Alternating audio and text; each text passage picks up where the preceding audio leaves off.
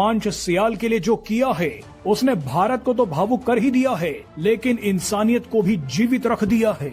भारत के लिए रूस और अमेरिका पहली बार साथ आ गए, जो अपने आप में किसी चमत्कार से कम नहीं है। रूस हसन साहब, दुबई एयर शो में इंडियन फाइटर जेट तेजस फजाई मुजाहिरे के दौरान गिरकर तबाह, पायलट हलाक, जिसके बाद हिंदुस्तान। दूसरी खबर के मुताबिक और अमेरिका ने तेजस विमान हादसे के बाद जो कहा है, अब आप उसे देखिए। शुरुआत रूस से करते हैं। दुबई एयर शो में हिस्सा लेने गई रूस की एरोबैटिक्स टीम ने तेजस विमान उड़ा रहे विंग कमांडर नमांश सयाल को अपने ही लड़ाकू विमानों से श्रद्धांजलि दे दी।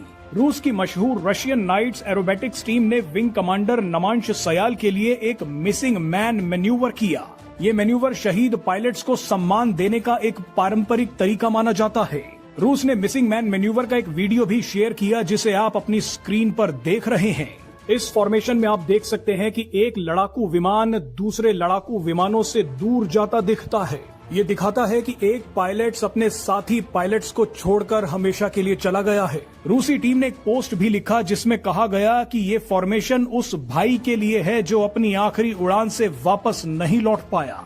बहरहाल रूस के बाद अमेरिका ने विंग कमांडर नमांश सयाल के लिए जो किया वो और भी ज्यादा शानदार था। दुबई कामयाबी कहा जाए, वाकई अवामी तायद की हकीकी अलामत है या फिर मौजूदा साजगार सियासी हालात हैं इस नतीजे के पीछे? IMF और FATF की जो कुंजी अमेरिका के हाथ में है और वो इसके ज़रिए पाकिस्तान के लिए मुश्किलात भी पैदा कर सकता है और इसके अलावा वो हमारी जो बरामदात हैं उस पर पाबंदियां भी लगवा सकता है। ठीक है। अच्छा, ये बात भी दुरुस्त है ना बिगर साहब कि IMF और FATF की जो कुंजी है वो अमेरिका के हाथ में है और अमेरिका अपनी शराइत मनवाने के लिए और हमें ब्लैकमेल करने के लिए कुछ भी कर सकते हैं। क्या कहेंगे आप? एयर शो में हिस्सा लेने पहुंचे एक अमेरिकी पायलट ने ऐलान कर दिया कि वो विंग कमांडर नमांश सयाल की याद में आखिरी दिन इस शो में अब हिस्सा ही नहीं लेगा।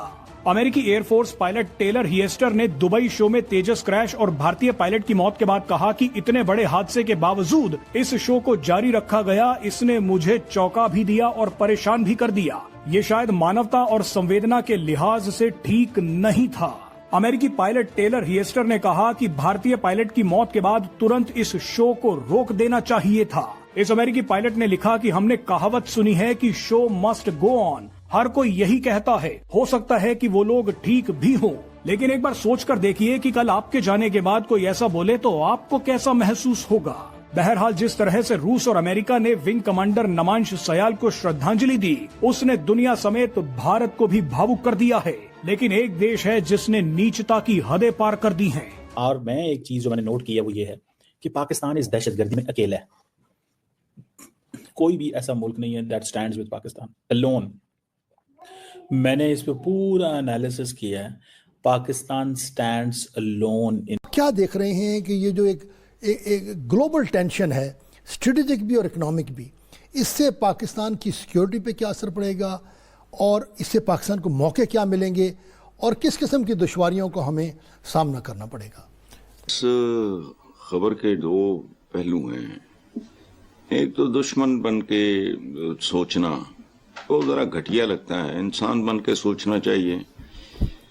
इनमें पहला बहुत अफसोसनाक है, दूसरा उतना ही शर्मनाक है।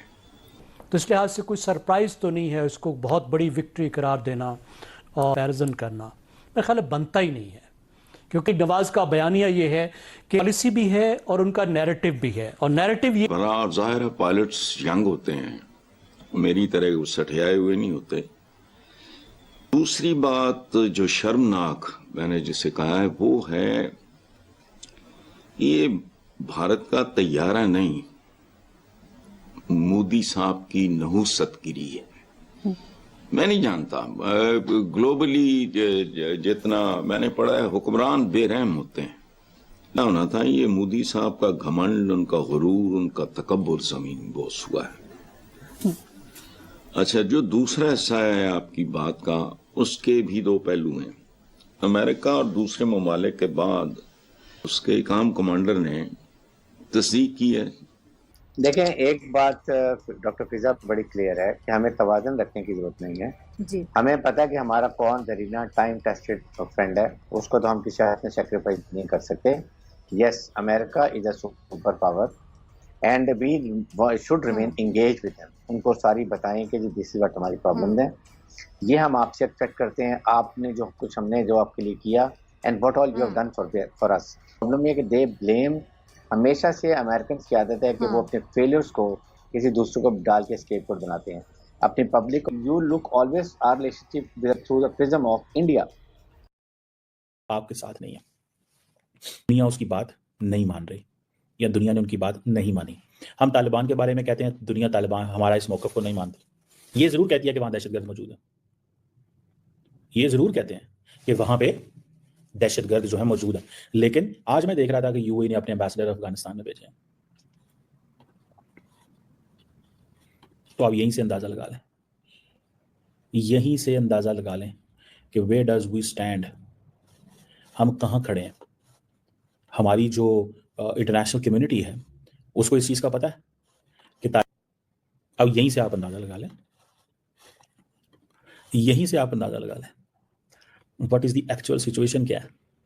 हमारी एक्चुअल सिचुएशन जो है ना, that is not good in a sense कि जो तालिबान के मुकाबले में आज दुनिया अगर तालिबान के ख़िलाफ़ नहीं है तो ये हमें परेशान होना चाहिए। दुनिया समझती है कि हमें हर कीमत पे तालिबान से अपने ताल्लुक बना के रखने हैं। जो पॉलिटिकल वैक्यूम अमेरिका ने छोड़ा है उसको हमें एड्रेस करना है। समझ रहे हैं? ये वो कहते हैं।